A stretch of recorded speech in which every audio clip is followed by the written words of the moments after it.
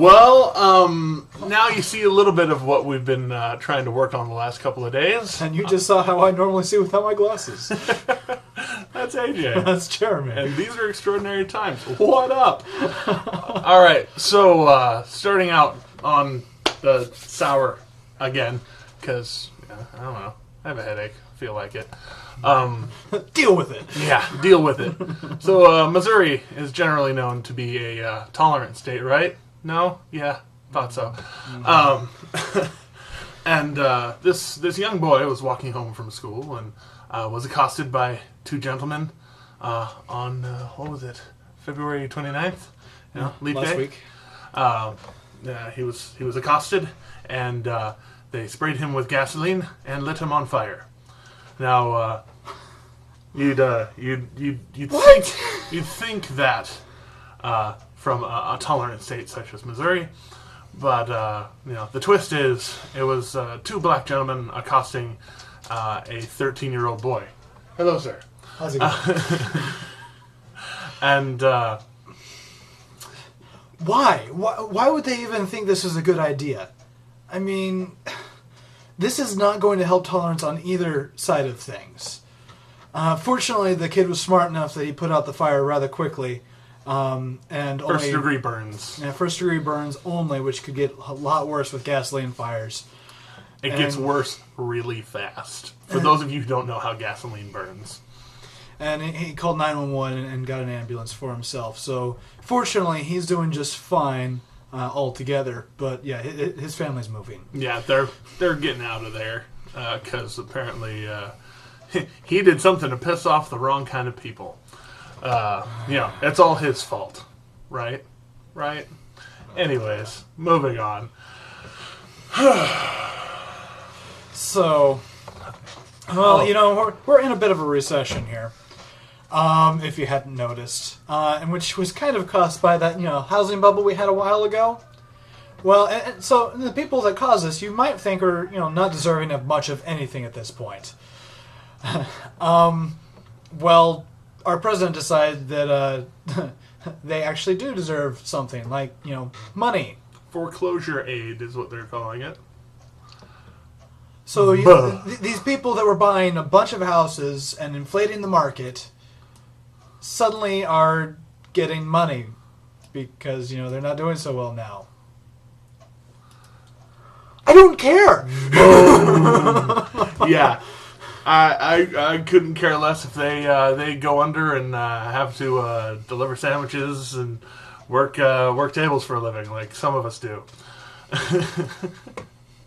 But in the reasonable governmental news, Maryland, very very short time ago, I think it was today, decided that their rule for having to provide a good and substantial reason to legally own a handgun was unconstitutional. Basically, according to the Second Amendment. According to the Second Amendment, you can own a gun or whatever you want because you want to own it legally. So, some common sense coming to Maryland. Yay.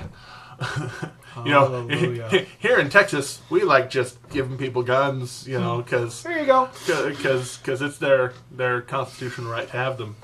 I like it, at least. Anyways, now you know a little more about me. Anyway, just a little bit more news here about the oncoming Super Tuesday tomorrow. Basically, all the bunch of primaries and caucuses that are going on for the Republican Party. Just wanted to cover exactly which states are going on tomorrow. It's Georgia, Idaho, Massachusetts, North Dakota, Ohio, the really big one, Oklahoma, Tennessee, Vermont, and Virginia. Oh, Tennessee's pretty big, too. It's only, 8 votes smaller than Ohio? Yeah, but Ohio's the one that everybody's gunning for. So. Freaking out!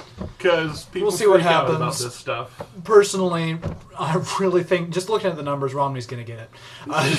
He's gonna. He's going to sweep it.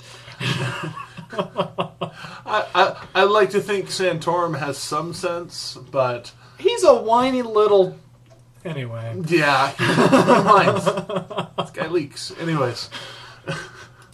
running back a day, I think, that way. If y'all pay attention, which some of you do, thank you for our repeat viewers, and our new viewers who go back and look at our old stuff. We've been finding some of that. Yeah, we talked about Andrew Breitbart dying last episode, and apparently they're not quite ready to say it was heart trouble, heart failure, or anything, because he's young, and apparently all the stuff people were talking about him having some latent health problems, they don't know of any. So, he's it's up in the air now. What actually happened to him? So they're being more rather conspiracy theories time. Yay! Fortunately, this means they're being really thorough about things. That's why it's taking so long. We will keep you updated on this, of course. Anyway, so if you go way back in that way. That way. One of our subscribe. Click there too. We're talking about an asteroid that passed by Earth. Well, we've got another one coming, and it's set to possibly hit the Earth in 2013. Its area of error, with that other one that passed between us and the moon. The area of error was narrower than the moon or us. This one's a little bit closer to us. Yeah. That's scary, by the way. Yeah, it's about a year and a half away. Wait, did you say February of next year? That's less than a year away. Yeah, something like that. Either way, that actually makes things worse because scientists are saying, yeah, we could have sent up a spaceship. And we could have done a couple things. We could have blown it up. We could have rammed it, knocked it off course. We could have covered it in paint, changed its temperature, and that would have knocked it off course. But it would take 2 years to build a spaceship. Because, we prepare for things like that. Why haven't we been doing that? We have the United Nations, we have NATO, we have the, biggest countries ever. All talking, and we're not. The big ones aren't really shooting guns at each other anymore, thankfully. Why have we not been looking at this a year ago? Why haven't we been looking at this since those movies came out about a decade ago? Yeah, like a decade ago. I mean, people thought it was a possibility. Alarmist, whatever. I don't know. Words, things, stuff. This asteroid, even if it breaks up in atmosphere, is going to be a thermonuclear bomb-sized explosion. The theory being, if it breaks apart, it will still provide a blast comparable to Tunguska. And for those of you who don't remember Tunguska, because it was in 1908, basically a giant area of Siberia in Russia detonated, and it wasn't a bomb because nothing was scorched. Everything was just flattened around the Tunguska area. Radial flattening of trees. Speaking of conspiracies. Yeah, anyway. Yeah, nobody knows what happened because it was in 1908 and nobody was keeping track of stuff then until right after that, and then they started getting concerned. Either way, massive amount of destruction, and if this hits anywhere near any kind of populous area, bad stuff happens. Even if it hits near an ocean, tidal waves. So, all around, bad.